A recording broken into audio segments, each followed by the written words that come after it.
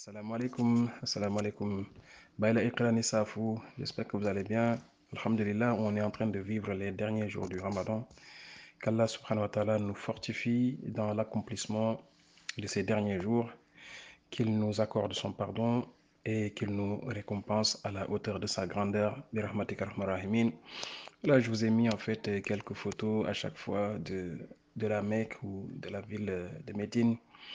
C'est tout simplement pour vous rappeler aussi que le mois et le Ramadan, c'est un mois choisi par beaucoup de personnes pour aller faire la Omra. Voilà, la Omra, c'est, on va dire, ce n'est pas quelque chose d'obligatoire en islam, mais c'est quelque chose de fortement recommandé. C'est comme les nafilés qu'on fait, c'est comme les prières surrogatoires qu'on accomplit, Shafa, Witr, c'est comme également les, euh, les jeûnes surrogatoires qu'on fait le lundi, le jeudi ou le 13, 14, 15. La Omra également, c'est quelque chose de surrogatoire, mais qui est fortement demandé, qui comporte énormément de récompenses.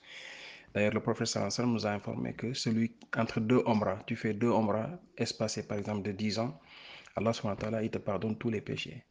Et le professeur Hassan nous a également appris que celui qui fait une Omra pendant le mois de Ramadan, c'est comme en fait si tu avais fait un Hajj en compagnie du prophète sallallahu alayhi wa sallam. La récompense d'une Omra faite pendant le Ramadan, l'équivalent c'est la récompense c'est le Hajj, d'accord? Ça ne te dispense pas, attention, ça ne veut pas dire que tu fais la Omra pendant le Ramadan, ça y est, tu as fait ton cinquième pilier. C'est pas ce que je suis en train de dire. Ce que je suis en train de dire, c'est qu'une Omra, lorsque tu l'as fait pendant le Ramadan, la récompense est équivalente à un Hajj effectué avec le prophète Mohammed sallallahu alayhi wa sallam.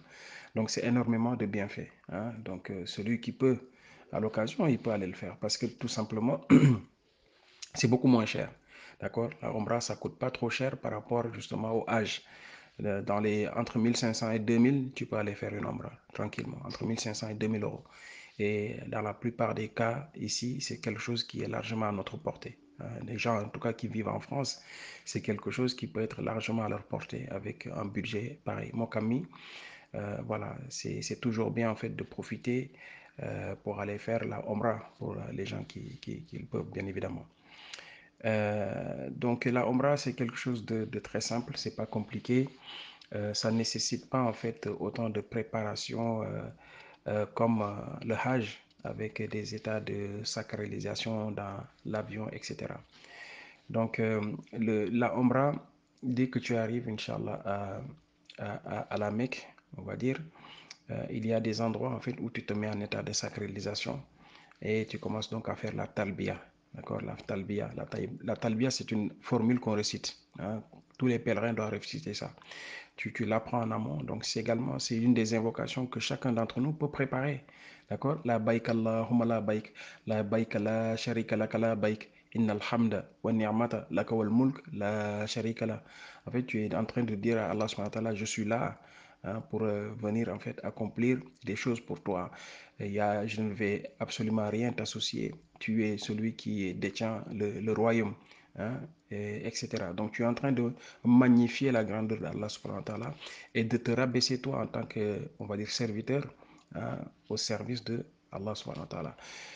Donc la talbiya, je vous la recommande. Essayez vraiment d'investir là-dessus pour apprendre la talbiya. On n'attend pas en fait juste quand on va se préparer pour y aller, pour s'investir. Donc le fait juste de se préparer, c'est une sorte d'invocation. D'accord? La personne qui se prépare en amont, c'est comme si tu es en train de faire des invocations pour que Allah subhanahu wa ta'ala, il t'aide justement à réaliser cette Umrah ou bien ce Hajj. D'accord? Donc la Umrah, les rites de la Umrah sont très simples. En une heure, allez, en une heure et demie, 2 heures, allez, 2 heures à peu près, tu as fait une Umrah en 2 heures de temps. D'accord? La Umrah, tu rentres dans la mosquée sacrée, donc là, la photo que je vous ai envoyée, tu rentres au niveau de la Kaaba, en état de sacralisation avec justement tes vêtements là, ihram, d'accord? Une fois que tu es rentré dans la Mecque, dans la Kaaba, tu essaies de te retrouver la prière noire, à l'endroit où se trouve la prière noire. Ça ne veut pas dire que tu dois aller jusque devant la prière noire, c'est impossible parce qu'il y a tellement de monde, tu ne peux même pas, pour certains, toucher la prière noire. Mais en tout cas, à hauteur, on va dire, de la pierre noire, c'est là-bas en fait que tu commences les rites. D'accord? Il n'y a que 2 rites, non 3 rites on va dire, 3 rites pour la Omra. La première rite, ennemi, tu rentres dans celle que je suis en train, le rite que je suis en train d'expliquer, le rite que je suis en train d'expliquer. Tu rentres et puis tu te mets à hauteur de la pierre noire. Tu tends la main en direction de la pierre noire. Tu dis Bismillah, Allahu Akbar. Bismillah, Allahu Akbar. Juste une seule fois. Et allez, hop, tu commences donc à faire tes 7 tours. D'accord? Dès que tu fais un tour, donc un tour, ça comprend de la pierre noire à la pierre noire.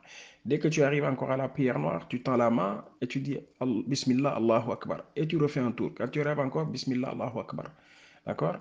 Donc, sachant que quand tu fais les tawaf, ça s'appelle les tawaf, tu dois être en état de, on va dire, de pureté. Tu dois avoir tes ablutions. Quand tu perds tes ablutions, tu es obligé de sortir. D'accord, Manu, ou quand tes ablutions, Manu le sachant que quand tu reviens, tu ne recommences pas tout. Si tu étais par exemple troisième tour et demi, ben, quand tu arrives, tu reviens au 3 et tu continues parce que ton 3, le demi là, tu ne vas pas le compter. Donc, quand tu fais 5 tours par exemple, ben, et tu perds tes ablutions, tu ressors, tu vas faire tes ablutions, tu reviens, tu complètes 2 tours. D'accord? C'est comme ça que ça se passe. D'accord? C'est ce qu'on appelle donc le tawaf. D'accord? Tu fais tes 7 tours. Donc, quand c'est bondé comme ça, comme je viens de vous le dire, donc tu mettras à peu près, allez, 60 minutes pour faire les 7 tours parce que ça va très très lentement. D'accord? Mais il y a des pistes qui sont un peu plus en hauteur. D'accord? Là-bas, bon, ça peut être un peu plus rapide. Mais allez, comptez en moyenne 70 minutes pour faire les 7 tours. D'accord? Moi, c'est le temps que ça me prenait en général, entre 60 et 70 minutes pour faire les 7 tours. Voilà, une fois que tu fais cette tour-là, il y a donc un endroit qu'on appelle Maqam Ibrahim. Maqam Ibrahim, tu vas là-bas, en fait, tu fais tes 2 rakas. 2 rakas. Voilà, rakatain. Maqam Ibrahim, c'est en fait l'endroit où Ibrahim, lorsqu'il construisait la Kaaba, il se mettait là-bas pour regarder est-ce que la position de la Kaaba, elle est bien. Donc, il y a des pas, en fait, d'accord? Il y a des pas qui représentent les pas de Ibrahim, alayhi salatu salam, hein. Lorsque Ibrahim construisait cette Kaaba avec son fils, Ismaïl. Donc, une fois que tu as fait tes 7 tours, tawaf, ben, tu vas faire 2 rakas, hein, rakatain. Et une fois que ça c'est fait, tu vas, Inch'Allah, faire ce qu'on appelle Safa wal Marwa. Safa wal Marwa. Inna Safa wal Marwa min sha'airillah. Faman hajja al-bayti aw ihtamara fala junaha alayhi an yattawafa bihima. Wa man tatawwa'a khayran fa inna Allaha shakirun alim. Inch'Allah, je vais vous poster tout à l'heure la traduction du verset que je viens de réciter, qui se trouve donc dans le Baqarah. Tu fais les sept allers et retours, d'accord? Ce qu'on appelle sa'i, hein? Le sa'i, Safa ou Al-Marwa. D'accord? Et donc, avant de faire le sa'i, donc c'est recommandé de prendre un peu d'eau de Zamzam, hein, parce que de toute façon, on traverse pour arriver au sa'i. Donc, voilà, il y a donc le puits de Zamzam, les robinets de Zamzam, on peut en boire. Donc, ça rafraîchit énormément. Et le fait juste on va dire, de boire de l'eau, ça te requinque. Mais bon, là, par contre, sur cette période de Ramadan, là, bien évidemment, on ne va pas en boire. D'accord? Sauf si on a décidé de faire la Omra après la coupure. OK? Après la coupure, c'est toujours possible. Sachant que la Omra, il n'y a pas d'heure fixe. Tu peux la faire à 1h du matin, à midi, à 19h, à 17h. Tu peux la faire à l'heure que tu veux. D'accord? Elle n'est pas délimitée par des heures, comme la prière qui, elle est déterminée en des heures connues. D'accord? La Omra, tu l'as fait à n'importe quelle heure, à n'importe quel mois. D'accord? Sauf les mois où voilà, on doit privilégier comment ça s'appelle? Le Hajj. Voilà. Donc là, effectivement, voilà, c'est les pèlerins du Hajj qui sont prioritaires. Voilà, donc une fois que tu as fait les 7 tours, Safa wal Marwa, allez, c'est fini. Donc tu te rases si tu es un homme.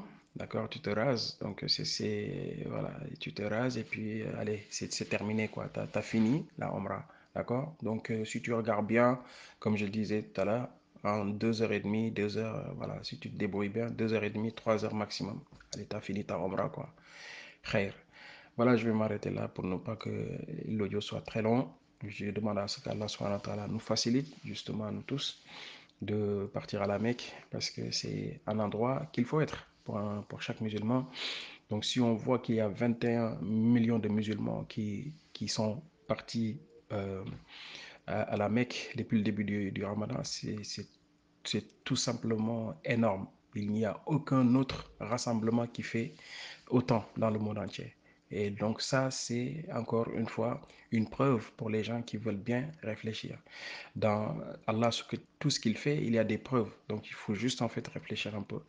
Euh, Qu'est-ce que 21 millions de musulmans ont allé à faire à la Mecque, hein? Voilà la réponse, je pense qu'elle est très claire. Qu'Allah subhanahu wa ta'ala nous accorde à tous le statut de futurs pèlerins. Birahmatika rahmar rahimin. La ilaha illa anta subhanaka nahnu kunna min adh-dhalimin. ربنا تقبل منا إنك أنت السميع العليم وتب علينا إنك أنت التواب الرحيم وصلى الله وبارك على سيدنا محمد وعلى آله وأصحابه أجمعين.